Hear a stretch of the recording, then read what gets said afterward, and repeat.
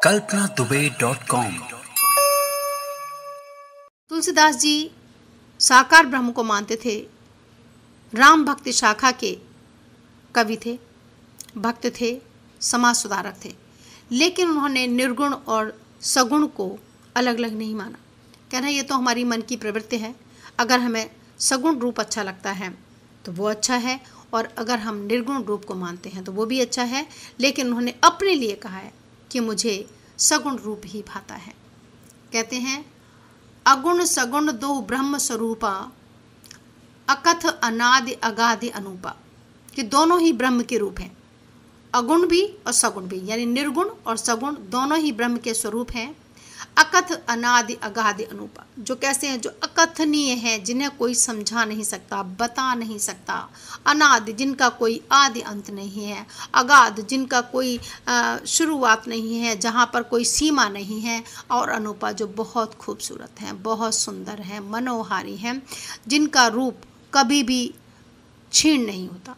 ये ऐसा स्वरूप है, चाहे निर्गुण ब्रह्म को मानिए, चाहे सगुण ब्रह्म को मानिए, ये तो अकथ अनादि अनूपा, ये तो बहुत ही सुंदर हैं, चाहे किसी भी रूप को मानिए। और इनकी कथाओं को कभी भी पूर्णता प्राप्त नहीं हो सकती। ये हमेशा ऐसे ही लगते हैं जैसे अभी तो कुछ और भी सुनना बाकी है। एक चाहत हमेशा बनी रहती है। कहते हैं उभय अगम युग सुगम नाम ते, करहु नाम बड़ ब्रह्म नाम ते। कहूँ नाम बड़ ब्रह्म नाम ते, यानी ब्रह्म से भी बड़ा उसका नाम है।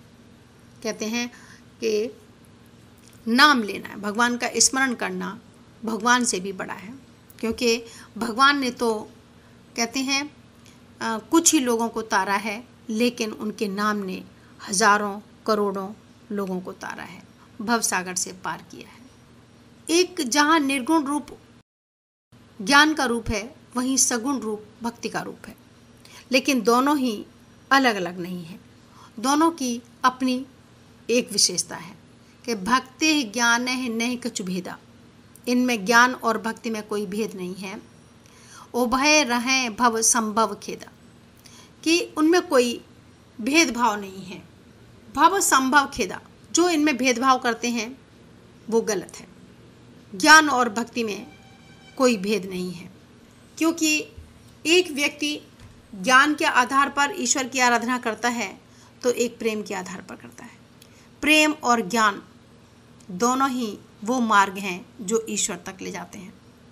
तुलसीदास जी ने भक्ति को जहाँ चरम सीमा तक पहुँचाया है, जहाँ सत्संग की महिमा बताई है, गुरु के महत्व को बताया है, वहीं उन्होंने समाज को सुदृढ़ बनाने के लिए कुछ सामाजिक नीतियों का भी चित्रण किया है।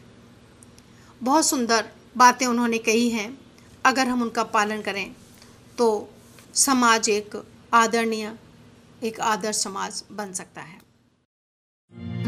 kalpanaDubey.com इंटरनेट पे हिंदी साहित्य और व्याकरण सीखने का आसान उपाय।